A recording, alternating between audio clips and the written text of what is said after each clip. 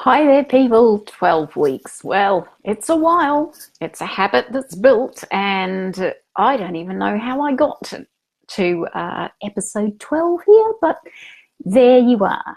So hang around and we'll have a talk about how habits, how they're built, how we build them by doing the same thing over and over again. Anyway, hi, my name's Toni Kenyon. Welcome to my red couch. I am a rock star romance and billionaire romance author who lives in New Zealand. And I come to you weekly from my couch to talk to you about what I've been up to this week. And I was racking my brains just before I sat down on the couch here thinking, what am I going to talk about this week? And I like to talk about the King brothers and what I've been doing and what's happening in the garden. And I'm not going to talk about the weather because the sun's out.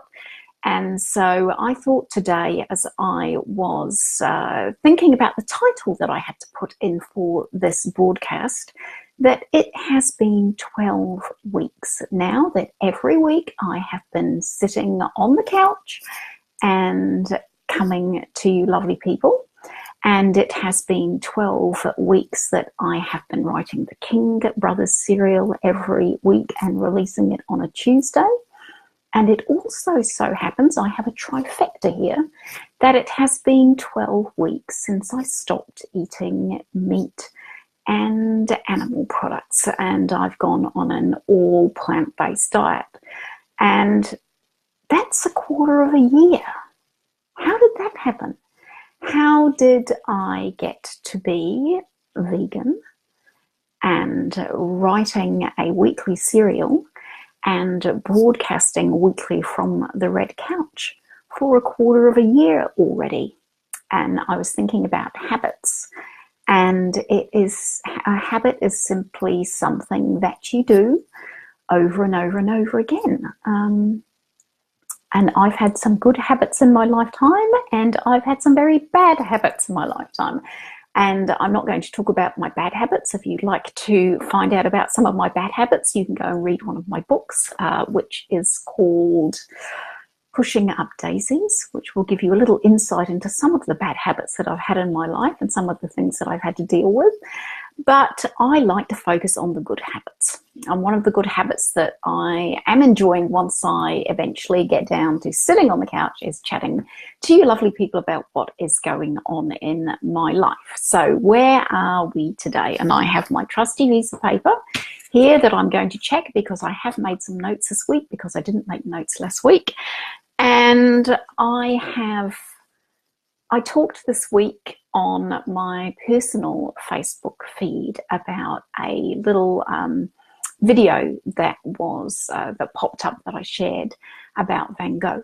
And it was something that I've watched a few times. It's a Doctor Who video, and I talked about watching Doctor Who as a child with my parents. One of those happy childhood memories of sitting around and breaking bread together and doing something together as a family. And this episode of Doctor Who came up about the Doctor throwing Van Gogh in the TARDIS and taking him to 2010 to show him what effect his art had and his creativity had on the people in the future. Because as a creative, and when we're creating work, we have no idea whether it is even going to connect with people or, I sometimes think it's a very selfish thing to sit down and expect that people will read what I have to write or will bother tuning in to hear what I have to say.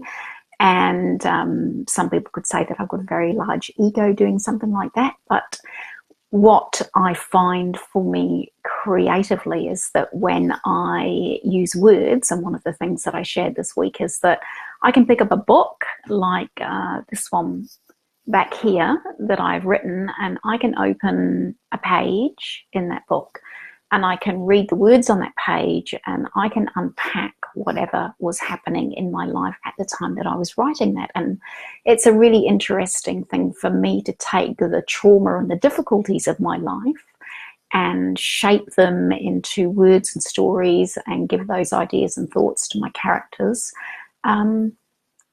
and help me work through the difficulties of my own life by having my characters face those things. And I think sometimes that's part of the deep well that I'm able to dig into. I described it as having a huge rucksack on my back full of boulders, and being able to take that rucksack off and lay those boulders out into a beautiful pattern on the ground, and turn something that causes me grief and anguish and pain into something that hopefully inspires somebody else or helps somebody else. One of my lovely friends and readers said to me this week that she loves being able to escape into my books, and that's why I write romance, and it's why I like writing things that have got happy endings, because I feel that there's too much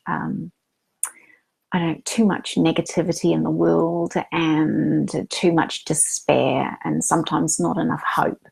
And I like to focus on hope and happiness and good things. And it is my hope that when people pick up a book that's got my name on the cover, that they know that that's what they're going to get. And so that's why I write what some people might describe as flippant fairy tales instead of real life issues.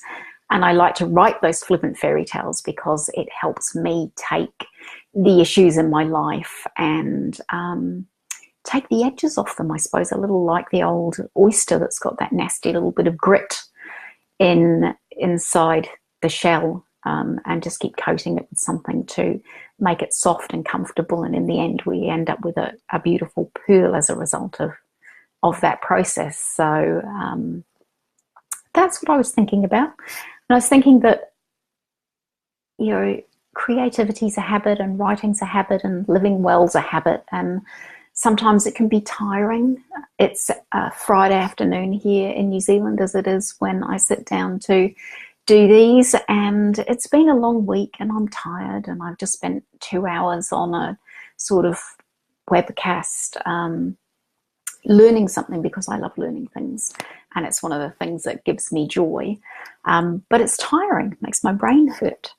And I was thinking, I have to get on the couch now, and I have to be joyful and happy and entertaining and say smart things. And I just said to a friend before, I feel like getting on here and moaning, and I'm not allowed to do that. It's nobody's going to tune in to listen to me moan, but people might read some of my stories where I'm quietly moaning and they don't even know that. So the bonus for all of us. Anyway, enough of my pontificating about what work does. I think why I enjoyed that Van Gogh piece was because it was a lovely way of showing people how we don't know what we do. We don't know how that's going to affect somebody else. I can walk down the street this afternoon and I could smile at somebody that I don't know, and I don't know whether they're going to think I'm just a lunatic that they need to cross the road to get away from, or whether that might help them have a better day. So